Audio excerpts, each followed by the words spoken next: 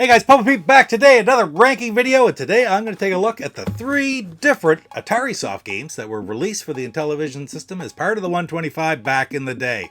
Atarisoft was an interesting company. They had promise for so many more games that just never came to fruition, but man, that's a long story, really interesting one though. So in the meantime, let's take a look and rank the 3 Atarisoft titles.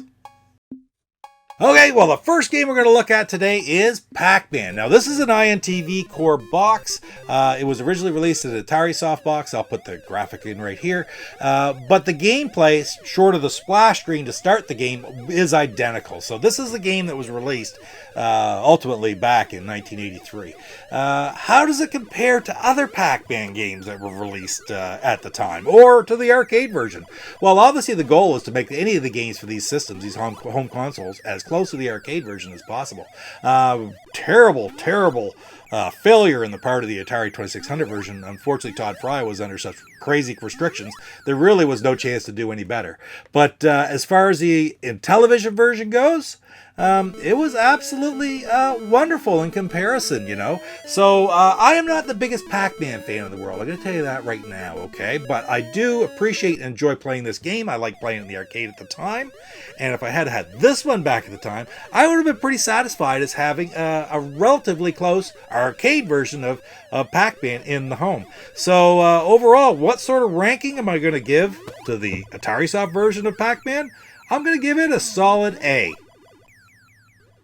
Next up, another classic arcade hit from Williams through Atari was Defender, and it was brought out for the Atari 2600, which a version I did have. Really enjoyed that one very much. I thought the adaptations that they had to make to it, like the disappearing Defender when you shot, some of that was fine. It let the game come over to the Atari 2600 and be very playable. Now, I've only recently played this over the last couple of years, let's say, and it is a beautiful looking game. It's got good sounds, it's got good colors, beautiful explosions, but the control is really difficult this game, I find. Not that it wasn't in the original arcade version as well, but it's even more so here because, for example, every time I go to change directions, it swings me across the screen. I can't help but run into something. You have to be so deliberate trying to change directions that it kind of takes away from the gameplay. It takes away from the speed and the fun of Defender. So, is there fun to be had here? Absolutely, there's some fun to be had here. It's far from an F. But, you know, just because of the fact that it's so difficult and so difficult to control, I haven't even had a hard time giving it a C. So I am going to rank Defender by Atarisoft as a D. And the final game, well, almost final. I might have a secret for you here in a second, but we'll go with Centipede. Absolutely incredible, huge hit in the arcades. Probably one of the top 10 arcade games ever, I would really guess to say. Loved by males and females of all ages. That was one of the things about Centipede. It was aimed not only at male, typical space shooters, you know, but it was aimed at a more diverse background for sales, and it worked really frankly. And because of this, it was ported over to every home system going, with varying degrees of success, like as always. But the Intellivision version brought over by Atarisoft really is quite strong. One of the most difficult things to do is to take a trackball game and to turn it into a D-pad or a joystick game and maintain a good quality control. And Mark Kennedy did a very good job with it here in Centipede. The control itself feels very natural with the D-pad. So overall, where am I going to rank Centipede? I'm going to give Centipede a strong B rating. Alright, but that's not all. Like I said off the opening, you know, there's lots of plans for different games for Atarisoft that didn't come to fruition. You know, there's a few. One of the ones I'm not going to talk about here today is Jungle Hunt. I've never played the Jungle Hunt version, which was brought out by CollectorVision a couple years ago, unfortunately, but that is an Atarisoft box. But there's a couple other ones that have been released in the Atarisoft boxes. And the first one I'm going to talk about is the Dr. Port's hit, his final release, which was brought to you now by Homebrew Inc., and that's Clax. Clax is a different type of puzzle game, sort of made on the heels of Tetris, just to find different ways to make puzzle games. I reviewed this on my channel in the Indie Homebrew News and Spotlight back, a couple years ago now, when it was first coming out, actually before its actual release. And I really enjoyed the game. Of course, it was available late in the life of the 2600. It's available for all kinds of different systems, whether it's the Lynx or various systems back in the day. So when it was brought out as a homebrew for Intellivision, I was interested to see just how it would turn out. And frankly, it's a lot of fun to play. It has good voices in it, per se.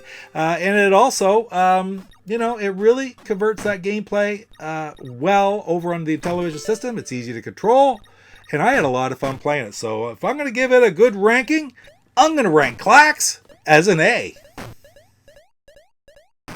And I got one more bonus Atarisoft game for you today. This is a very recent release in the homebrew world, and that is Yars Revenge. I debuted this game back in March when it was first coming out in digital format. It's been out in physical format since, as you can see right here. And man, it is so cool. Yars Revenge is one of the most classic, the classic Howard Scott Warshaw release for the Atari 2600 back in the day. Again, not an arcade hit, strictly a home console hit, and now it's supported over to the Intellivision. And yeah, I really do love the game. And I like this one quite a bit too, you know, but there's different things about it that are a little bit lacking, and one of the things is that it's very, very repetitive and consistent. For example, as you can see, I've done a 1,000,000 point run in this game because I've got the system down now where I can build up man after man after man and score the maximum amount of points. Not that it's a bad thing, but at the end of the day, the gameplay very similar to the original, but a little bit too repetitive. I'm going to rank Yars Revenge. It's almost like you have to have it because it's Yars Revenge, but I'm still going to rank it as a C. So you might be asking, what about the other game that was released by Homebrew Inc. that's in the Atarisoft style? And that's Caverns of Mars. I debuted both it and Yars back in March of this year. And why would I do one without the other? Well, I really don't find that I've played Caverns of Mars enough to give it a truly great ranking, so I thought I'd bring in an expert to do just that. So here's Jeff from GoGameGo to take a look at Caverns of Mars. Hey, Papa Pete. Thanks for having me on to talk about Caverns of Mars for Intellivision. This originally came out on the Atari 800, and most recently it's been on the Atari 50 collection, and there's even an Atari Recharge version. But how does this compare to the original? Well, it's great. I mean, graphically, it's a little bit better. Backgrounds have more detail. The ship has a little bit of an animation. When you kind of go left and right, you see the ship kind of turn just ever so slightly in those directions. But my favorite part is the controls. I didn't think it would be a difference, but I actually like the controls better on the Intellivision version. I played these back and forth quite a bit just to make sure I wasn't seeing things. But no, it just feels better. It's quicker. You can make those turns a lot better. And I just like it even better than the original. So where would I rank this? I'm giving this an A. Yes, it's that good, an A. All right, thanks a lot, Pete. And hey, nice shirt. Holy crap. Yeah, it is a nice shirt, isn't it? And you can get this shirt right here from the GoGameGo TeePublic site, so check that out for sure the next time you get a chance. Beautiful shirt, ice hockey. Gotta love it, right? And thanks a lot, Jeff, for that great ranking of Caverns of Mars. Well, guys, that's it for my rankings for the Atarisoft games, plus a couple bonus homebrews there that were built upon the Atarisoft moniker here with the pink boxes like that. Gotta love those. I love having all of them. But anyway, guys, thank you very much. If you have different opinions on these games, by all means, put them in the comments down below. Don't forget to hit that like button, and please subscribe if you're not already. And we will see you in the next rankings video. Take care. We'll see you soon. Papa Pete, the old ass gamer. The old ass gamer. If you haven't grown up by the age of 50. I'm Mark Kennedy, programmer of the Intellivision classics Centipede, Pac-Man, Dig Dug, and the award-winning Kool-Aid Man. And you're watching Papa Pete, the old guy gamer. What the hell?